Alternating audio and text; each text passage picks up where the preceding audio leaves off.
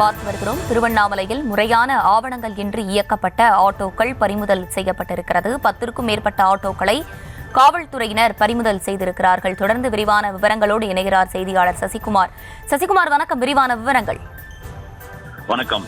திருவண்ணாமலை போக்குவரத்து காவல் நிலையத்திற்கு தொடர்ந்து ஆட்டோக்கள் அதிக அளவில் ஆவணங்கள் இன்றி ஓடுவதாக தொடர்ந்து புகார்கள் வந்ததாக சொல்லப்படுகிறது. இந்த நிலையில் போக்குவரத்து ஆய்வாளர் ரமேஷ் நேற்று இரவு ஆய்வு மேற்கொண்டதில் சுமார் 12க்கும் மேற்பட்ட ஆட்டோக்கள் உரிய ஆவணங்கள் இன்றி ஓடியதாக பறிமுதல் செய்திருக்கின்றனர். தற்போது நகர காவல் நிலையம் முன்பாக அந்த ஆட்டோக்கள் நிறுத்தப்பட்டிருக்கிறது. மேலும் வட்டார போக்குவரத்து அலுவலர்களிடம் அந்த ஆட்டோக்கள் ஒப்படைக்கும் பணியானது தற்போது நடைபெற்று வருகிறது.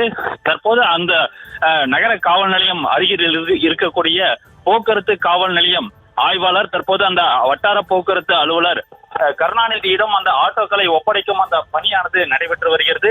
தொடர்ந்து ஆட்டோக்கள் திருவண்ணாமலை அருணாச்சலேஸ்வரர் திருக்கோயிலுக்கு நகரை ஒட்டிய பல்வேறு பகுதிகளில் அதிக அளவில் பக்தர்கள் வரக்கூடிய நிலையில் இந்த ஆட்டோக்கள் அனுமதியின்றி நகர பகுதியை ஒட்டிய பல்வேறு பகுதிகளில் இருந்து திருவண்ணாமலை நகருக்குள் ஓடுவதாகவும் பல்வேறு புகார்கள் வந்த நிலையில் இந்த ஆய்வானது மேற்கொள்ளப்பட்டிருப்பதாக போக்குவரத்து காவல்துறையினர் தெரிவித்திருக்கின்றனர்.